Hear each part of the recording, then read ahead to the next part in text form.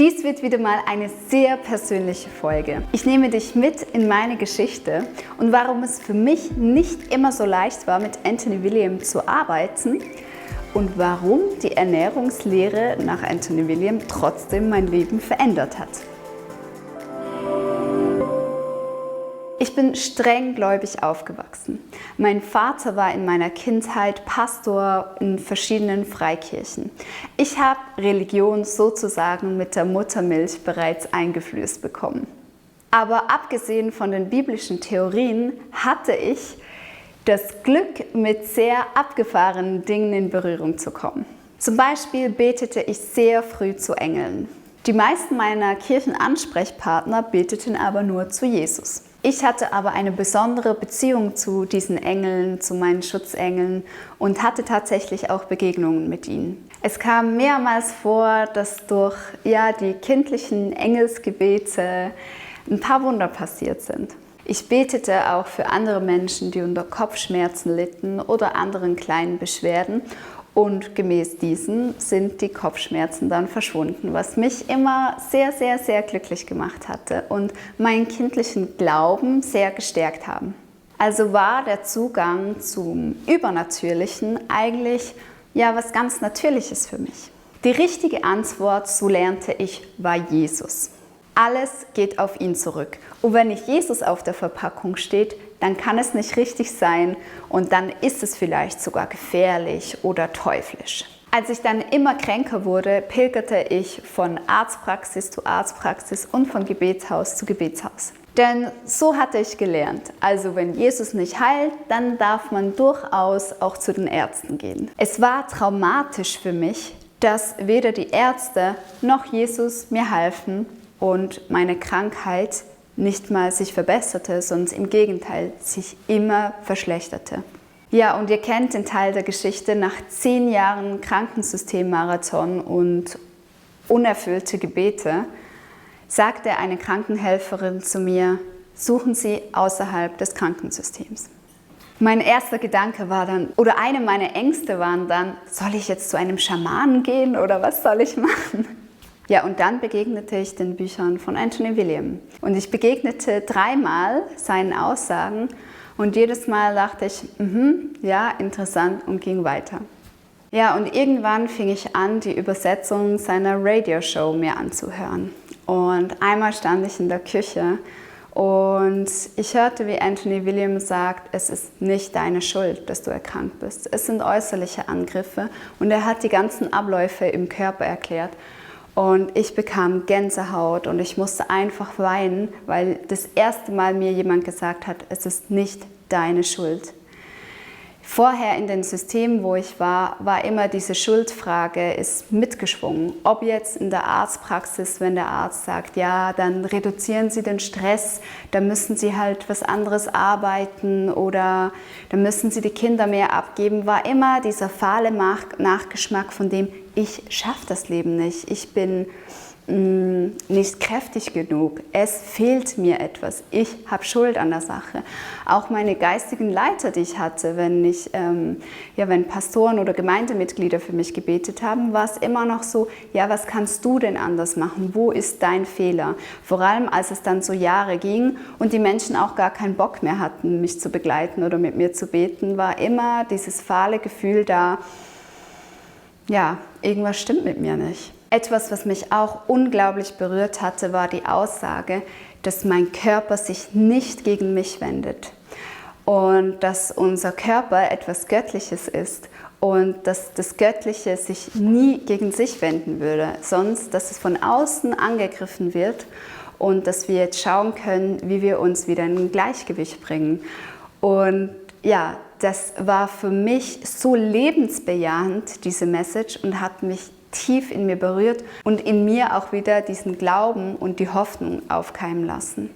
Und auch die Liebe zu mir selbst, weil wenn man sich in so dunklen Phasen bewegt, wo man einfach nur von Schmerz geplagt ist und es alleine gelassen wird, weil die Menschen im Umfeld das nicht nachvollziehen können, dann ist es so schön, wenn man wieder in die Selbstliebe kommen darf und in die Selbstfürsorge. Ja, die Ärzte und die geistlichen Leiter haben mir die Schuld in die Schuhe geschoben, weil sie selbst einfach überfordert waren mit der Situation. Meine Erkrankung war aber nicht meine Schuld. Ich wurde nicht krank von mir aus, sondern von äußeren Faktoren. Von Viren, Bakterien, aber auch, weil ich jahrelang gegen mein Grundnaturell gelebt hatte. Weil ich mich verbiegen musste, weil mir gesagt wurde, wie ich sein soll, weil ich verletzt wurde, weil ich Ängste aufgebaut habe. Ja, ich durfte erkennen, wie weit ich mich von mir selbst entfernt hatte. Und ich verstand, dass ich mich selbst heilen kann. Kennst du das, wenn du in deinem ganzen Körper spürst, dass ein ausgesprochenes Wort der Wahrheit entspricht? Dieses Gefühl floss durch mich hindurch, als ich die Ernährungslehre von Anthony William hörte. Und so fing ich die Reinigungsreise mit dieser Ernährungsumstellung an. Und trotzdem, da stand nicht Jesus auf der Verpackung. Anthony William erzählt sogar von einer Stimme, die zu ihm spricht. Ja, und da stand ich nun und eigentlich wollte ich mich von alten Dogmas aus meiner Kindheit befreien. Und dann kommt so etwas Neues, was ich überhaupt nicht einschätzen kann. Ich fragte mich, wie kann ich meine christliche Prägung, Erfahrung, Enttäuschung mit den Informationen von Anthony William unter einen Hut bringen. Ja, und dazu kam, dass in meiner Kindheit allem Unchristlichen eine große Angst eingepflügt wurde. Da wird es komisch, verwirrt, da lauern Hexe und böse Geister auf. Aber man muss auch sehen, damals waren Yoga und Räucherstäbchen sogar ein Sündenthema. Vor 40 Jahren war das Tanzen noch ein Sündenthema. Heute ist Sexualität noch ein Sündenthema. Ihr seht, meine Angst war groß vor allem, was anders sein könnte. Komisch eigentlich, weil ich in meiner Kindheit immer wieder mit Geistheilern in Berührung kam. Aber eben, da stand Jesus auf der Verpackung. Wie kann also jemand vertrauenswürdig sein, wenn da nur Gott und Engel auf der Verpackung steht und Jesus nicht?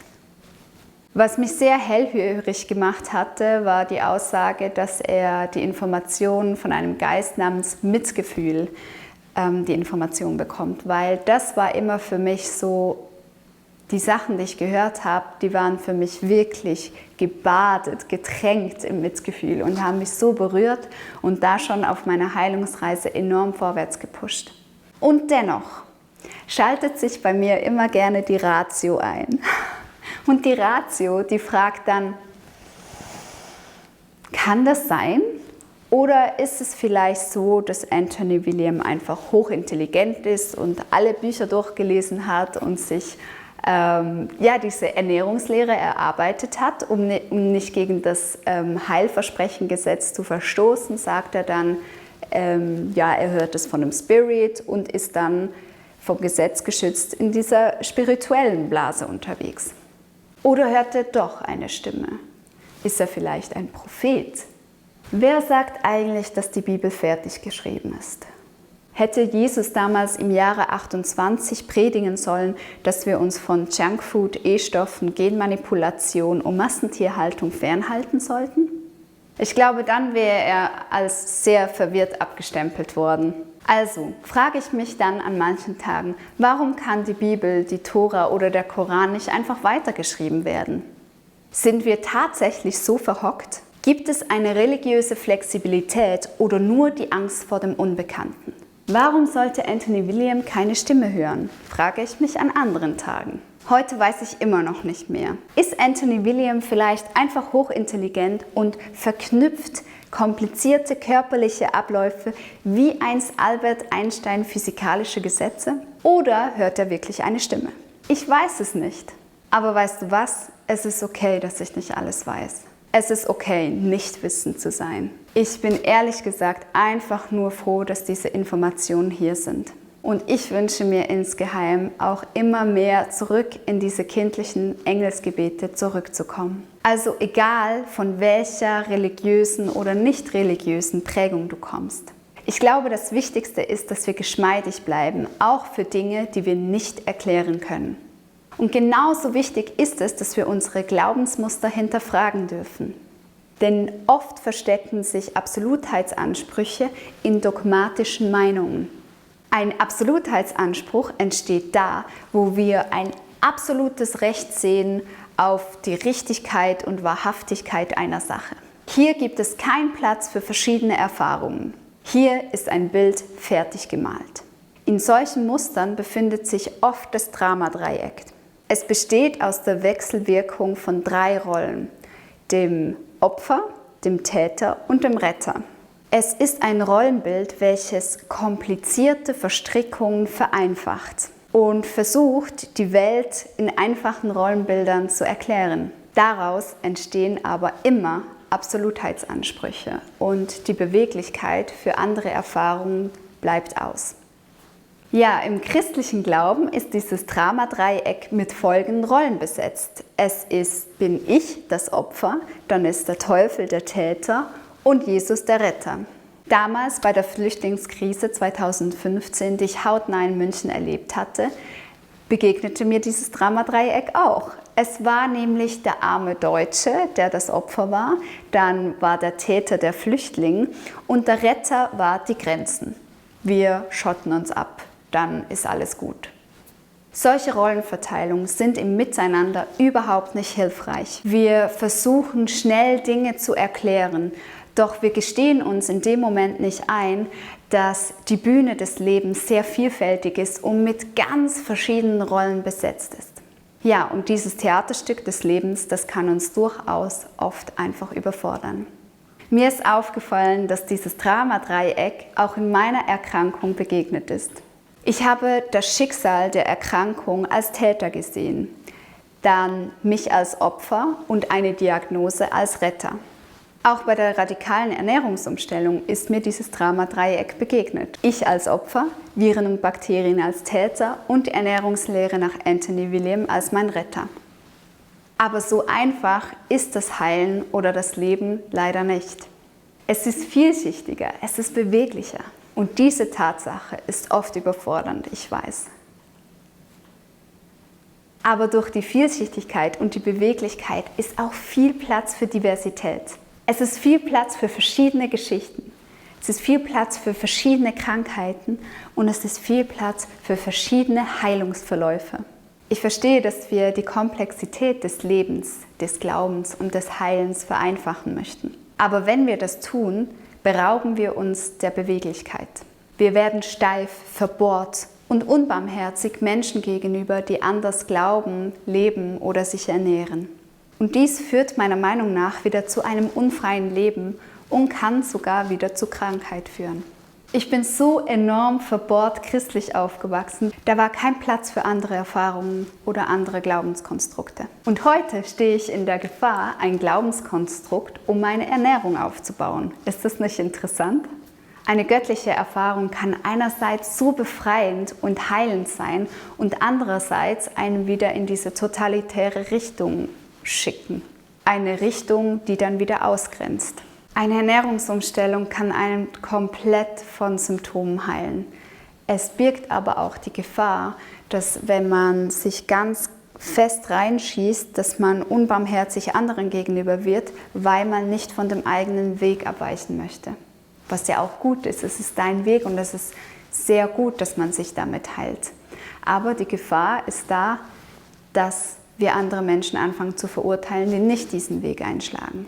Also frage ich mich, wie kann eine Sache, die mein ganzes Leben auf den Kopf gestellt hat, die mich gesund gemacht hat, die ja unsere Familie sogar gesund gemacht hat, wie kann sie zu einer Sache werden, die auch langfristig beweglich ist und uns befreit und uns Leben spendet?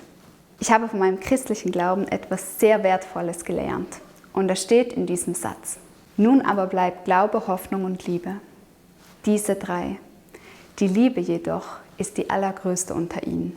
Egal wovon wir gerade kommen, ob von einer Prägung, die gar nichts mit Kirche zu tun hat oder gar nichts mit Spirituellem, ob wir jetzt aus der Flexitarier-Richtung kommen, der vegetarischen oder veganen.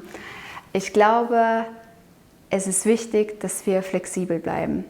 Dafür habe ich ein tolles Bild noch. Vielleicht kennst du die Geschichte von einem Mann, der aufgrund eines Hochwassers sich auf sein Dach gerettet hat. Und da oben hat er gebetet, Gott rette mich. Und es kam ein Hubschrauber und er sagte, nee, schon okay, Gott kommt und holt mich.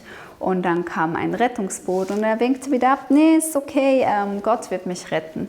Ja, und Schluss am Ende ertrank er und als er dann im Himmel war, fragte er Gott, warum hast du mich nicht gerettet? Und Gott meinte, ich habe dir einen Hubschrauber und ein Boot geschickt. Ja, ich glaube, dieses Bild zeigt gut, dass es einfach verschiedene Heilungswege gibt, dass es verschiedene Glaubenswege gibt und dass wir schlussendlich beweglich sein dürfen, für was wir uns entscheiden. In der Folge Meine Geschichte habe ich erzählt, wie Anthony William mir diese Hoffnung zurückgegeben hat, dass es nicht meine Schuld ist und dass ich mich heilen kann und den Glauben in mich zurückgegeben hat, weil er gesagt hat, dein Körper hat sich nicht gegen dich gewendet. Ja, und aus dieser Hoffnung entstand dieser Glaube daran, dass ich mich heilen kann. Und als ich dann auf dem Weg war und gemerkt habe, dass das wirklich funktioniert, durfte ich die dritte große Sache kennenlernen und nämlich die Selbstliebe in der Selbstfürsorge und in der Selbstannahme. Es ist die Liebe zu mir selbst, es ist die Liebe zu meinem Körper und es ist die Liebe zu all den biochemischen Abläufen, die Anthony Williams so gut beschreibt. Ja, es ist die Liebe zur Natur, zu unserer Schöpfung, zu dem Obst und Gemüse. Ich durfte lernen, dass ich aus der Natur entstehe. Ja, durch unseren Körper nehmen wir die meisten Fremdmoleküle aus und wenn wir die lebensbejahend gestalten, darf unser Leben auch wieder ein fettes Ja annehmen. Was ich zusätzlich noch gelernt habe oder gemerkt habe, ist, dass die Liebe zu den Tieren enorm groß wurde. In dieser Liebe durfte ich weicher, sanfter, demütiger, fürsorglicher werden, als ich es jemals zuvor war. Und in dieser Liebe durfte ich auch beweglicher und gläubiger werden, als ich es jemals war. Ich glaube jetzt nicht nur an die Liebe. Es ist nicht nur einfach ein Konstrukt, sondern ich darf sie durch meine Ernährung jetzt auch leben. Schreib gerne in die Kommentare, wie es dir geht und welcher Absolutheitsanspruch, ob jetzt Christ, Moslem, Jude, Flexitarier, Veganer oder Veganer, manchmal bröckelt, zerbricht und etwas Neues hervorbringt.